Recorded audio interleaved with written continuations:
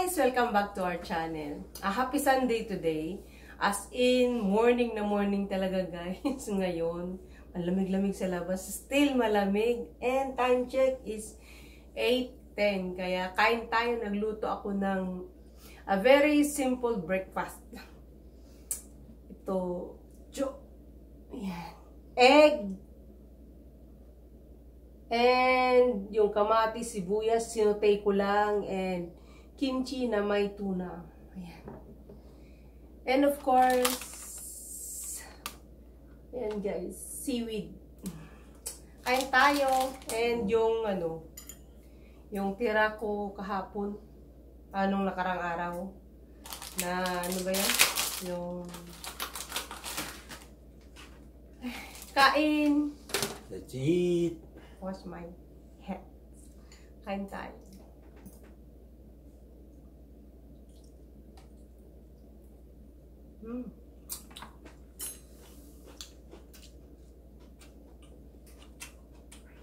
And of course, our rice. Na-explain ko na to yung rice.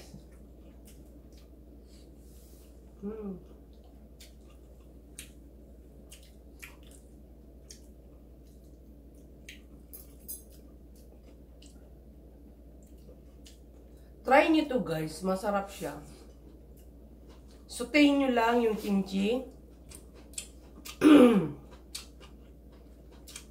After that, yan nyo siya, lagyan nyo ng tuna, yun lang.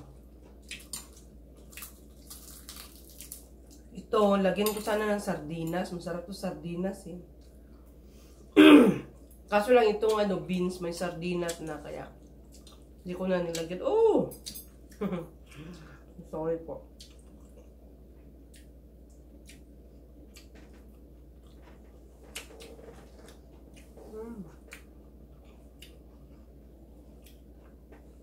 Gutom kami kasi hindi kami kumain kagabi. Oh! Uy. Sorry po.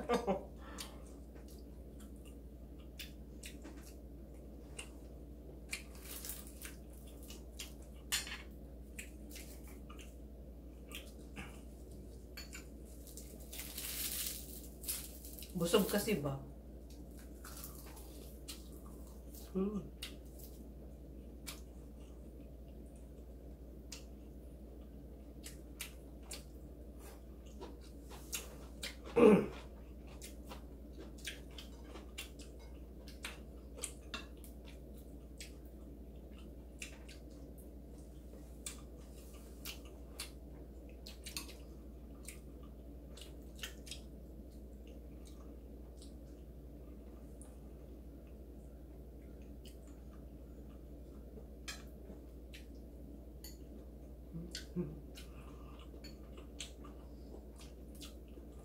Wala pang araw. Coming pa lang.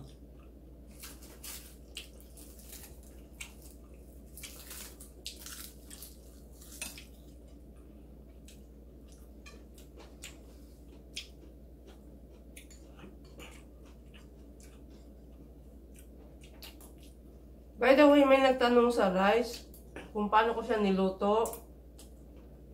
Bakit nagiging violet? Kung may store kayo na Korean store sa near ng bahay nyo guys, place nyo, punta kayo doon, tsaka hanapin yung Hyunmi.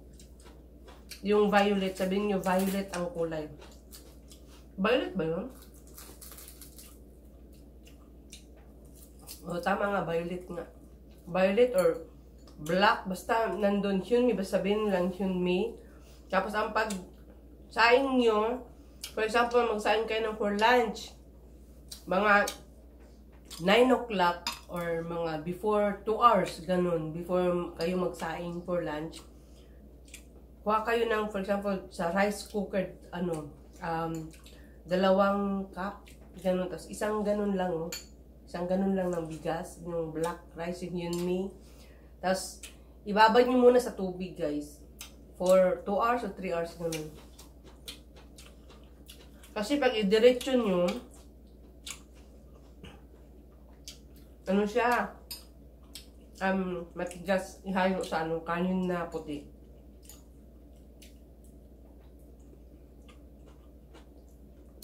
Kaya much better na yan yun muna.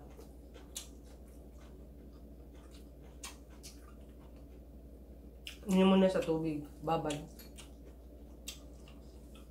Or nasa sa inyo kung pwede nyo ano, lutuin nyo agad, ganyan. Baka makalimutan yung ibabad.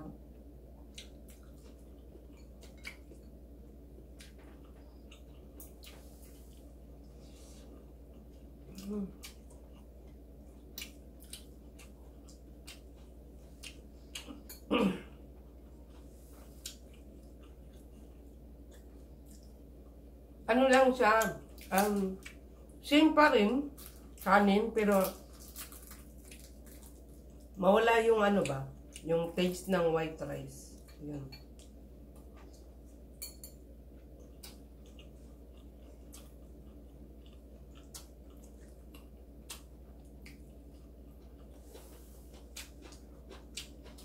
Pero sabi nila ha, hindi ako doktor, pero narinig ko lang dito sa Korea na pag may diabetes ka, maganda daw to eh. Ito. Kasi low calories. Hindi naman siya 0 calories, but low calories than white rice.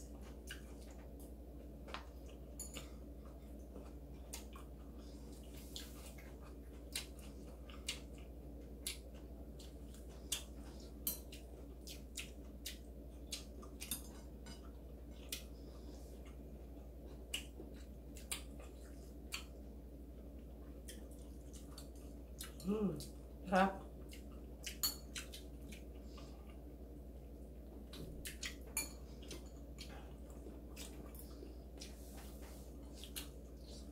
Sarap. Lami. Lami. Sabi saya, lami.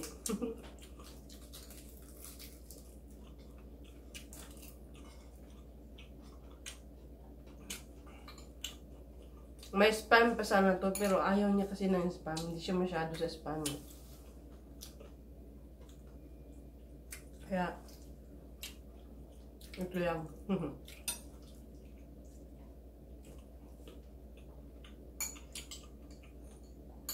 Try nyo rin ito guys, ang sarap. As in, yung bang may kimchi kayo na ano, yung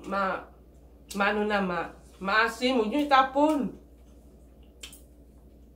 Gawin nyo ano, yung bang, ano na, fermented na tawag dyan. O yung nasok na masyado yung ano, yung ingredients niya, yung hindi na masangsang, ano, mabantot yung amoy, hindi pala masangsang, mabantot na yung amoy niya. Yun ang masarap guys sa kimchi jjigae. Yung lagyan nyo ng pork belly, tapos kimchi, and then tofu, the best. Kimchi jjigae ang tawag niyan. And sa mga ganito, masarap yan siya. And sa mga fried rice, ayun, masarap yun.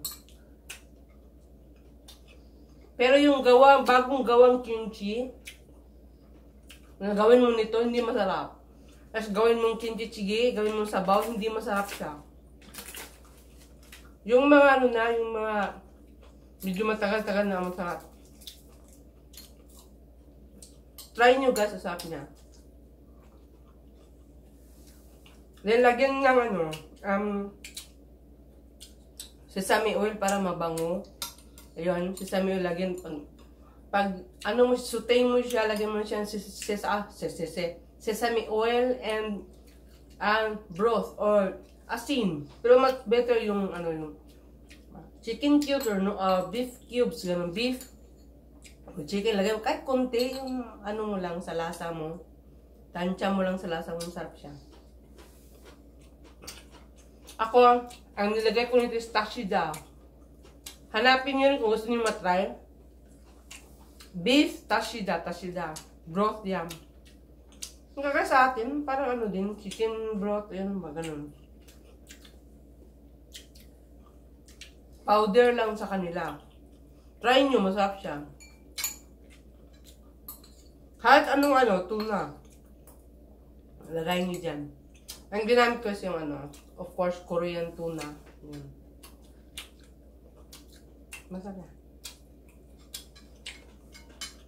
Ha? Apa na? Sarap mo. Amo ka? Mata mo siya.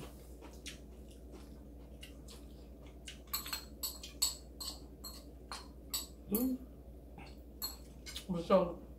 Comment down below guys kung nagustuhan nyo. And comment down below kung nagustuhan nitong ito yung samchi. 이거 뭐야 이름? 김치야. 김치.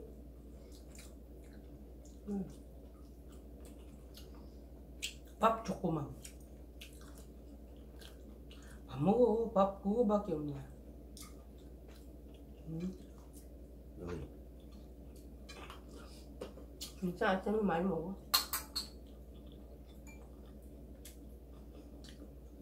Kami talaga guys, kumakain talaga kami ng umaga. Minsanan lang talagang kumakain ng McDonald's. Pero, most of the time. Kasi ang Koreano, kanin na kanin talaga yun guys.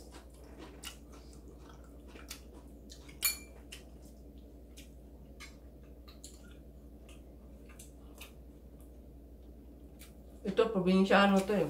Kaya, laki sa kanin.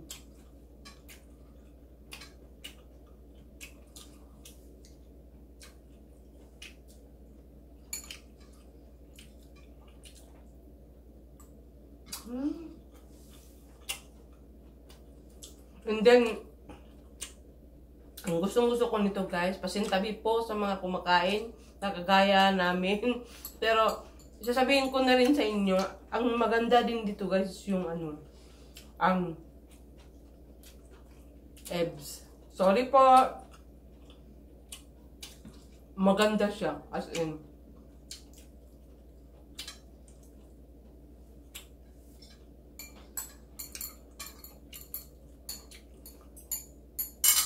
Nung umuwi kami sa probinsya, binigyan kami ng ng kapatid niya. Galing dun sa din.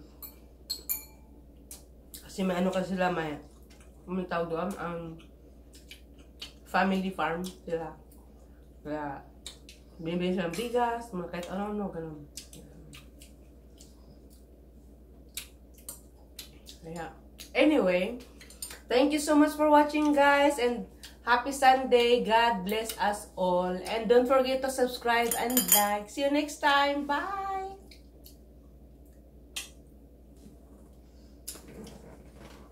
What? Oh,